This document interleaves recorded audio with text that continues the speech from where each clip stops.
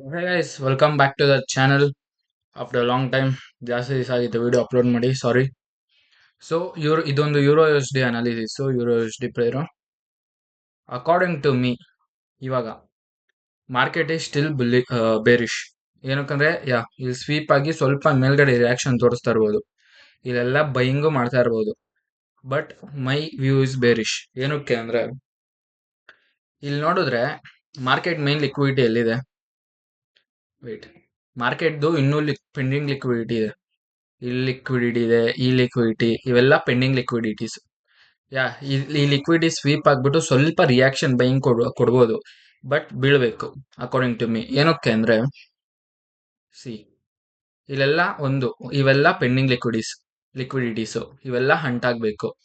ನೀವು one day time frame ಅಲ್ಲಿ ನೋಡಿದ್ರೆ ಸಿ, ಫ್ರಮ್ ಫಸ್ಟ್ ಜುಲೈಯಿಂದ ಟಿಲ್ ನಾವು 9th ಜುಲೈವರೆಗೂ ಫುಲ್ ಸೈಡ್ ವೇಸ್ ಇದೆ market. See, full sideways ಇದೆ ಮಾರ್ಕೆಟ್. ಈ ಈ ರೆಕ್ಟಾಂಗಲ್ ಒಳಗಡೆನೆ ಟ್ರೇಡ್ ಆಗ್ತಿದೆ ಪ್ರೈಸು. ಮೇಲೋಯ್ತು ಅಯ್ಯೋ ಸಾರಿ, ವೈಟ್ ಹಾ, ಮಾರ್ಕೆಟು ಕೆಳಗಡೆ ಬಂತು, ಪ್ರಾಪರ್ ಇಮೇಟು ಸಸ್ಟೇನ್ ಆಗಿಲ್ಲ, ಫಾಲ್ ಆಯ್ತು. ಮತ್ತೆ ಮೇಲೋಯ್ತು, ಸಸ್ಟೇನ್ ಆಗಿಲ್ಲ, ಇಲ್ಲಿ ಇದು ಬ್ರೇಕ್ ಆಗಿರೋ ಫಾಲ್ ಆಯ್ತು ವಾಪಸ್ಸು. ಇಲ್ಲಿ ಸಪೋರ್ಟ್ ತೊಗೊಂಡು ವಾಪಸ್ ಮೇಲೋಯ್ತು, ಮತ್ತೆ ಫಾಲ್ ಆಯ್ತು.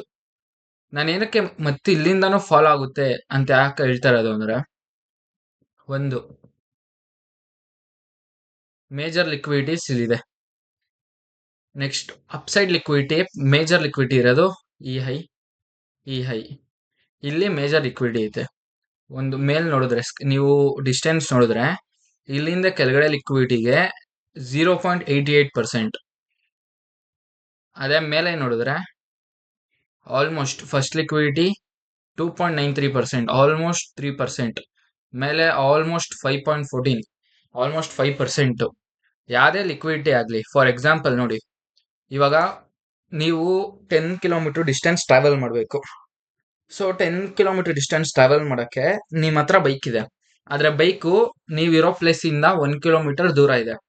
ನೀವು ಡೈರೆಕ್ಟ್ 10 ಕಿಲೋಮೀಟರ್ ನಡ್ಕೊಂಡೇ ಹೋಗ್ತೀರಾ, ಇಲ್ಲ 1 ಕಿಲೋಮೀಟರ್ ಡಿಸ್ಟೆನ್ಸ್ನ ಕವರ್ ಮಾಡಿ ಫಸ್ಟ್ ಬೈಕ್ ಎತ್ಕೊಂಡು ಬೈಕಿಂದ 10 ಕಿಲೋಮೀಟರ್ಸ್ ಹೋಗ್ತೀರಾ.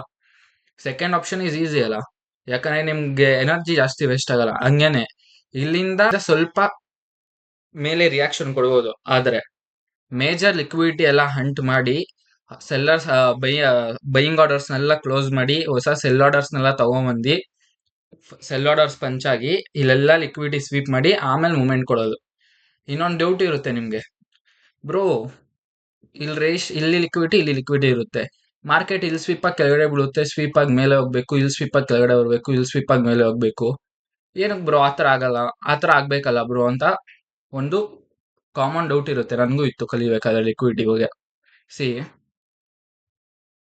ಇಲ್ಲೊಂದು ರೆಸಿಸ್ಟೆನ್ಸ್ ಅಂಡ್ ಇಲ್ಲೊಂದು ಸಪೋರ್ಟ್ ಇರುತ್ತೆ. ಫಾರ್ ಎಕ್ಸಾಂಪಲ್, ಮಾರ್ಕೆಟು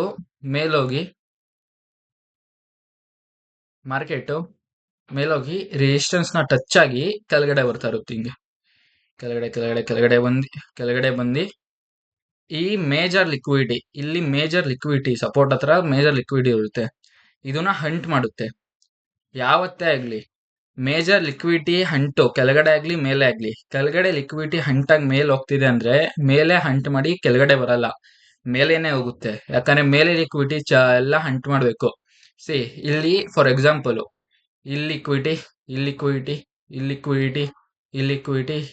ಇರುತ್ತೆ, ಸ್ಮಾಲ್ ಲಿಕ್ವಿಡಿಟೀಸ್, ಇದು ಮೇನ್ ಲಿಕ್ವಿಡಿಟಿ ಇರುತ್ತೆ. ಇಲ್ಲಿ ಲಿಕ್ವಿಡಿಟಿ ಹಂಟ್ ಮಾಡಿ ಎಲ್ಲ ಲಿಕ್ವಿಡಿಟಿನೂ ಹಂಟ್ ಮಾಡಿಬಿಟ್ಟು ಮೇನ್ ಲಿಕ್ವಿಡಿಟಿ ಯಾವಾಗ ಹಂಟ್ ಆಗುತ್ತೋ ಅವಾಗ ಒಂದು ರಿಯಾಕ್ಷನ್ ಬರುತ್ತೆ, ಅವಾಗ ಒಂದು ಫಾಲ್ ಆಗ್ಬೋದು.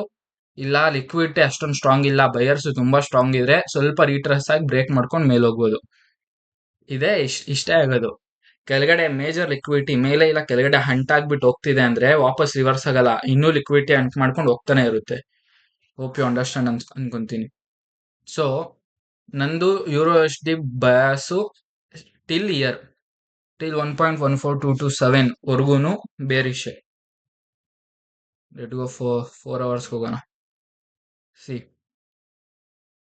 ಈ ಲಿಕ್ವಿಡಿಟಿ ಹಂಟ್ ಆಯ್ತು, ನೆಕ್ಸ್ಟ್ ಇಲ್ಲಿಂದ ಬೂಮ್ ಇಲ್ಲಿವರೆಗೂ ಹೋಗ್ಬೇಕು. ನೆಕ್ಸ್ಟ್ ಮಾರ್ಕೆಟ್ ಹೋಗ್ಬೇಕು ಅಂದ್ರೆ ಅದು ಅಷ್ಟು ಈಸಿಯಾಗಿ ಹೋಗಲ್ಲ. ಹೋಗ್ಬೋದು, ಆದ್ರೆ ಹೋಗಲ್ಲ. ಮಾರ್ಕೆಟ್ ಸ್ವಲ್ಪ ಹೋಗಿ ರೀಟೆಸ್ಟ್ ಆಗಿ ಎಲ್ಲ ಲಿಕ್ವಿಡಿಟಿನೂ ಇಲ್ಲ ಹಂಟ್ ಮಾಡ್ಬಿಟ್ಟೆ ಮೇಲ್ ಹೋಗ್ಬೇಕು. ಸ್ಟ್ರಾಂಗ್ ಬೈಯಿಂಗ್ ಬರಬೇಕು ಅಂದ್ರೆ ಲಿಕ್ವಿಡಿಟಿ ಹಂಟ್ ಆಗ್ಬಿಟ್ಟು ಮೇಲ್ ಹೋಗ್ಬೇಕು. Hope you understand. ಇದೊಂದು ಲಿಕ್ವಿಡಿಟಿ